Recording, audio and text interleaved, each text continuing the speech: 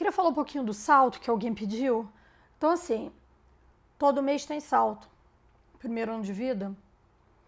A gente tem que entender que o salto, por exemplo, o primeiro salto, que é quando a criança começa a fixar o olhar, que é ali em torno de 7 dias. Pode ser antes, pode ser um pouco depois, mas é mais ou menos nessa época. No início, até esse salto, a criança dorme 90% do tempo, a partir daí você começa a ver que seu filho ficou obcecado com a luz, com a cortina e começa a dormir menos. E durante o salto, naquele momento do salto, que no início é um dia com uma noite, quanto mais velha a criança, mais duradouro é o salto. As famílias ficam muito preocupadas porque a criança fica muito irritada. Então eu queria sugerir um paralelo entre o salto e um problema de trabalho que a gente tenha. Quando você tem um problema no trabalho, você também não dorme bem. Você também demora para pegar no sono, você também fica preocupado com aquilo, você também fica mais agitado, mais irritado. Então vocês têm que entender que o salto é um momento de aprendizado. E nesse início não é nada que você esteja fazendo de errado ou que você tenha que ensiná-lo. Os saltos, eles acontecem de maneira, vamos dizer assim, instintiva. Não é, não, eu não fiz uma coisa e aí o salto... Não é.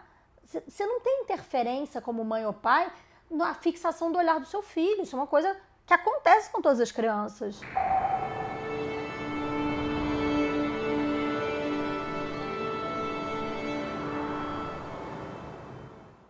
Então, o cara quando tá para engatinhar, ele fica impossível, ele acorda de hora em hora.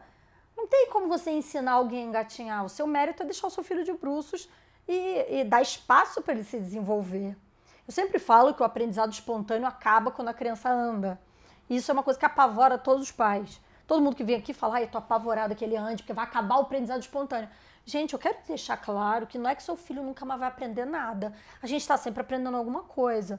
O que eu quero dizer é que até andar, todo o aprendizado, ele é baseado em experiências instintivas da própria criança. Então você deixa seu filho ali no chão, ele começa a pôr a mão na boca, aí ele começa a querer pegar um brinquedo, aí ele aprende a rolar, aí você põe seu filho de bruços, ele começa a fazer as curvas da coluna, aí ele vai engatinhar, ele vai sentar, ele vai começar a comer, e aí ele vai andar sozinho. Ele não depende que você ensine ele a andar.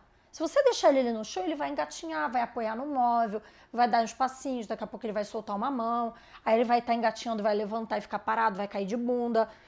Isso é espontâneo, esse aprendizado. O mérito dos pais é dar espaço para a criança se desenvolver e deixá-la no chão. Porque se você deixar ele no chão, ele vai aprender.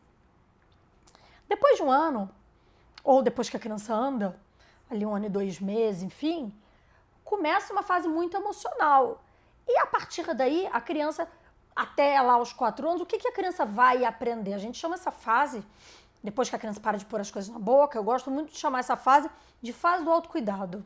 Então, quer dizer, o cara vai aprender a tirar um sapato, a pôr um sapato, a tirar uma roupa e pôr uma roupa. Ele vai aprender isso sozinho? Não! Não vai. Ele não vai aprender a pentear o próprio cabelo se você não ensinar. Se ele não perceber que isso é legal pra ele. Se você não fizer de uma maneira lúdica, ele pode pentear o seu cabelo. Depois você penteia o dele, aí ele vai querer também pentear o dele. Escovar o dente, sempre deixa ele escovar primeiro, depois você ajuda. Tô querendo dizer que, não, a Silvia falou que até os 4 anos meu filho, se não tomar banho sozinho, depois nunca mais eu vou ajudar. Não é isso que eu tô dizendo. Claro, vai ter um casaco difícil, uma roupa que tá apertada, é claro que ele vai pedir ajuda, ele é seu filho. Eu peço ajuda até hoje pra minha mãe, então se for depender disso, eu tô aqui 43 anos, vou pedindo ajuda. Faz parte. Mas eu tô querendo dizer que a criança se sente bem com ela mesma conforme ela vai ganhando essas novas capacidades, essa independência. Tem criança que chega aqui com 5 anos de idade que a mãe tira a roupa. É claro que essa criança é mais infantilizada do que uma outra que a gente explica o que vai fazer, a criança tira a própria roupa. É claro, é óbvio. Ela sente que a mãe dela ficou orgulhosa dela ter aprendido aquilo. Ela gosta de fazer. Então, quando eu digo que o aprendizado espontâneo acaba depois do caminhar, vocês têm que entender, é isso. Você vai ensinar o seu filho, você quer jogar sua fralda no lixo? Dá pequenas responsabilidades para ele, é claro. Ele vai arrumar a cama dele com 1 ano? É óbvio que não. Mas se você tiver a torre, quando ele começar a andar, aquela torre de aprendizagem que eu acho que vale muito a pena, o que você pode falar? Você quer ajudar a mamãe? Vamos escovar o dente? Empurra a torre, ele sobe, já pega, você já deixa a escovinha, ele consegue abrir a torneira. Quer dizer, olha a independência que ele teve, ele subiu, pegou a própria escova. Claro que você vai precisar ajudar, é óbvio, ele não vai saber escovar o dente dele direito, mas olha olha o salto que ele teve, né? Então, é importante os pais, primeiro, terem consciência como é o desenvolvimento infantil. É engraçado como a maioria das pessoas não acha isso importante. Elas vão tocando a vida. E às vezes a criança deixa de fazer coisas importantes para ela, simplesmente por falta de conhecimento, não é por mal. Ninguém quer fazer mal pro filho, ninguém. Mas às vezes você simplesmente não sabe. Tu já viu uma pessoa aqui? Ela tinha um filho grande e um pequeno. E aí eu falei, o período do útero dele vai durar pouco. Ela já estava no segundo filho. Ela falou, quê? E não era uma pessoa que não tinha acesso, era uma pessoa que tinha acesso. Eu me pergunto, quem é esse pediatra? No mundo de hoje, todo mundo fala de esterogestação. Não é só nesse canal, isso é uma coisa falada. Que a gestação dura 1 ano, é uma coisa... Não é uma coisa... só a Silvia sabe isso. Não é. Como que essa pessoa no segundo filho não tinha essa informação? Ela não sabia do que eu estava falando. E o parâmetro de normalidade é importante? É importante. É importante saber se o seu filho está fazendo o que ele tem que fazer. É importante saber se o seu filho está se desenvolvendo bem. Sim, é importante. Se tiver Dora, ficar falando que o filho dos outros é deficiente. Não é isso não. Não é isso não. Mas há coisas a serem corrigidas e a gente está aqui para corrigir. Então, cada salto, gente, a criança adquire uma nova habilidade. Isso não tem nada a ver com você, isso não é sobre você, isso é sobre a criança. Então é como se o seu filho estivesse com dificuldade para estudar matemática, vai ter a prova do dia seguinte, ele vai ficar irritado, ele não vai conseguir dormir. E você vai apoiá-lo. Não é sua obrigação fazer, tem que fazer, não tem que fazer nada. Você tem que ter saco e paciência.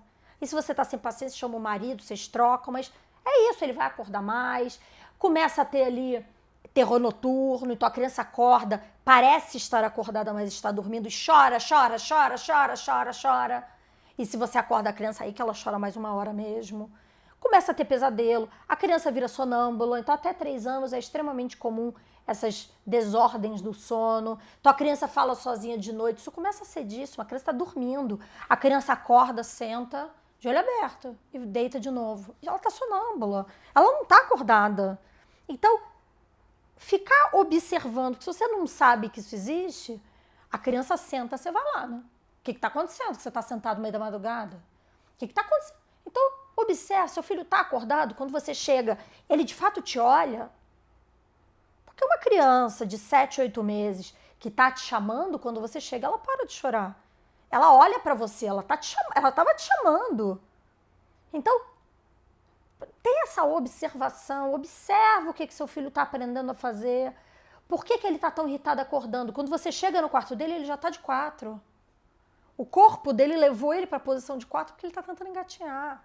Ou já está engatinhando. Então o sono ali vai ser pior. Quando estiver quase andando, o sono vai ser pior. Claro que vai. Então, eu acho que a compreensão dessas questões é importante para principalmente as mães não acharem que ele está passando fome, ele está com cólica, ele agora é assim. Isso é muito comum.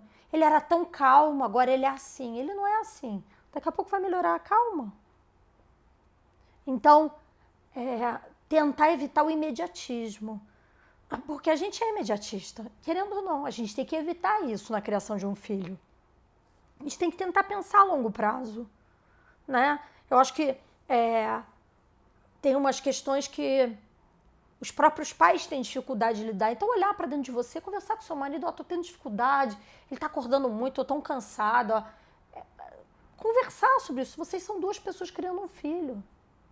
Não dá para ir tocando o dia a dia como se nada estivesse acontecendo. Então, claro, vão ter dúvidas específicas sobre esse tema e as pessoas escrevem aqui embaixo, eu vou respondendo.